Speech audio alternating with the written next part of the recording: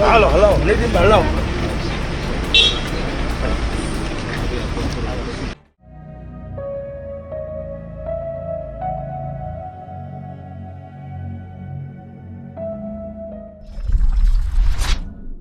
Ahmedabad plane ક્રેશની જે દુર્ઘટના છે, દુર્ઘટના આખા ગુજરાત નહીં, આખા ભારત નહીં, આખા વિશ્વમાં વસતા દરેક લોકો જે આ દુર્ઘટનાને જોઈ રહ્યા છે એની આંખો ભીની કરીને ગઈ. આ દુર્ઘટના ઘણા બધા લોકોને એની સાથે ઘણી બધી આશાઓ, ઘણા બધા સપનાઓ પણ લઈને ગઈ.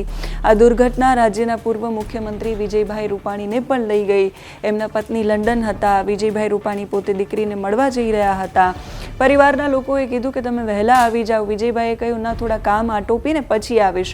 અને એ 12 તારીખનો દિવસ એમને પસંદ કર્યો. 12 તારીખના દિવસે એ લંડન જઈ રહ્યા હતા ફ્લાઇટમાં. એમનો એરપોર્ટ પરનો વિડીયો પણ સામે આવ્યો છે, જેમાં બ્રિટિશ નાગરિકો છે એ પોતાની જર્નીને લઈને એ ગુડ બાય કરી રહ્યા છે. અમદાવાદને, ગુજરાતને ગુડ બાય કરી રહ્યા છે, જેમાં પાછળ વિજયભાઈ રૂપાણી છે ફોન પર વાત કરતા એરપોર્ટ પર એ બોર્ડિંગ અને બાકી બધી પ્રોસેસ પૂરી કરતા એ દેખાઈ રહ્યા છે વિડીયોની અંદર. અને પછી એમનું ફ્લાઇટ ક્રેશમાં નિધન થાય છે. આ દુઃખદ સમાચાર એમના પત્ની સુધી પહોંચ્યા. એમના પત્ની ગઈકાલે જ લંડનથી ભારત આવવા માટે રવાના થયા. એ અમદાવાદ આવ્યા અને જેવા જ એ લોકોને મળ્યા, એ હિપકે ચડીને રડ્યા છે. પુત્રનું પણ દુર્ઘટનામાં જ અવસાન થયું હતું અને પતિનું પણ અવસાન થયું. એ કલ્પના આપણે ન કરી શકીએ કે એક પત્ની એના પર શું વીતતી હશે જ્યારે એ એમનાથી હજારો મીટર, હજારો કિલોમીટર દૂર હશે.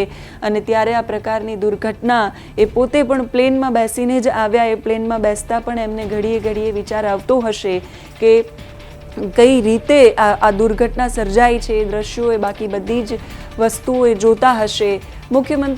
પૂર્વ મુખ્યમંત્રી વિજયભાઈ રૂપાણી છે, એમના ઘરની આસપાસના લોકો પણ એમના માટે ગઈકાલે પ્રાર્થના કરી રહ્યા હતા અને એમાં પણ રડી રહ્યા હતા. એ લોકો એવી પ્રાર્થના કરી રહ્યા હતા કે ઈશ્વર બધું જ સારું કરશે અને બધાને પાછા લાવશે. એવી ક્યાં ખબર હતી કે આ ઉડતું મોત બનીને આવ્યું છે અને ઈશ્વર સાથેનો સંપર્ક એમનો કપાઈ ગયો છે.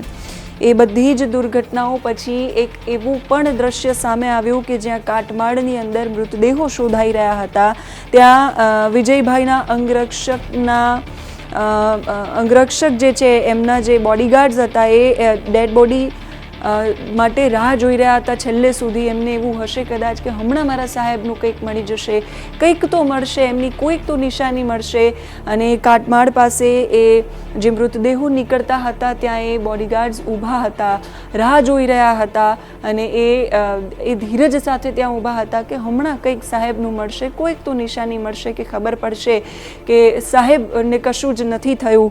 અને એ પછી બધાને બહાર કાઢ્યા પછી એ બોડીગાર્ડનો ચહેરો એટલો ઉદાસ હતો કે એ કલ્પના આપણે કરી શકીએ, પીડા આપણે અનુભવી શકીએ.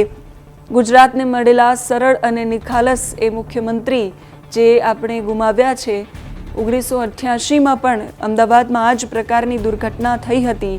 135 લોકો એ દુર્ઘટના વખતે એ પ્લેનમાં સવાર હતા, જેમાંથી 133 લોકોનું એ સમયે મૃત્યુ થયું હતું. અને આ દુર્ઘટના જેમાં 242 લોકો એ પ્લેનમાં સવાર હતા, ઇતિહાસની સૌથી ભયાનક ઘટના અને ઇતિહાસનો સૌથી ભયાનક કાળો દિવસ અમદાવાદ માટે કહી શકાય. વિજયભાઈ રૂપાણીના પત્ની અને બાકી જે એમના આડોશ પાડોશના લોકો આવ્યા છે, એ દ્રશ્યો જોઈએ. એ લોકો શું કહી રહ્યા છે, સાંભળીએ.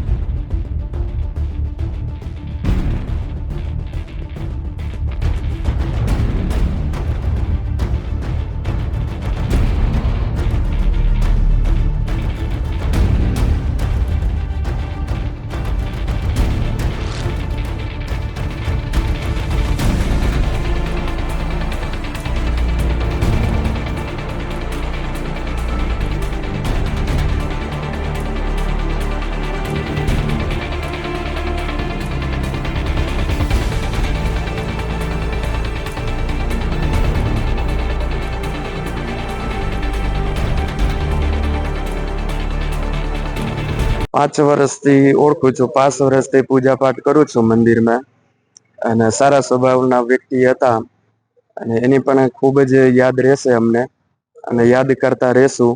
આ દુઃખદ ઘટના છે એમાં પણ આપણા દુઃખ વ્યક્ત કરીએ છીએ કે ભાઈ આ ન થવું જોઈએ છે. ભાઈ અચાનક બનાવ બની ગયો છે આવું, એમાં આપણા હાથની વાત નથી. ભગવાન બધાને શાંતિ આપે છે.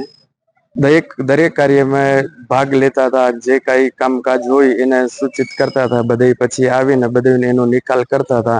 મીટિંગો થતી હતી મંદિરે, બધે ધાર્મિક તહેવારો ઉજવતા હતા. बदेक रीते आवीने सहभाग थता था सोसाइटी में।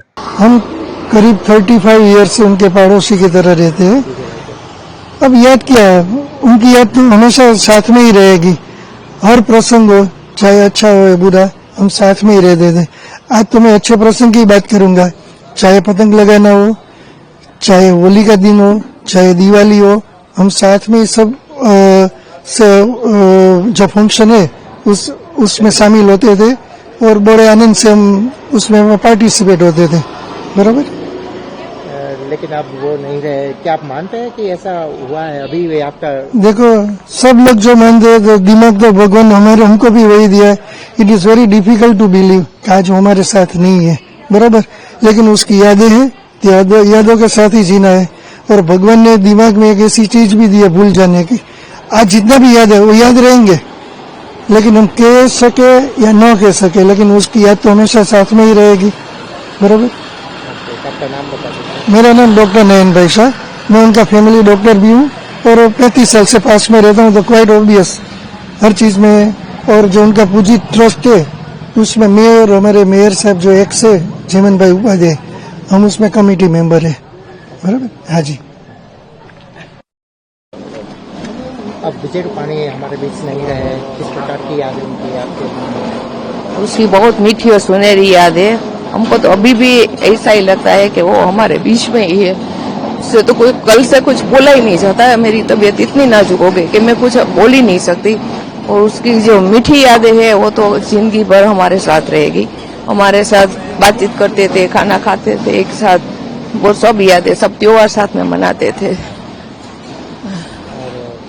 किस तरह से अंजलि बहन के साथ आपके? अंजलि बहन तो मेरी खास फ्रेंड है। वो जहाँ यहाँ से रहने आई है तब से हम फास्ट फ्रेंड है। एक दूसरे का दुख सुख बांटते हैं सब। हम हमारा प्राइवेट जैसा कुछ नहीं, हम दोनों एक दूसरे का दुख बांटते हैं, सुख भी बांटते हैं, दुख भी बांटते हैं।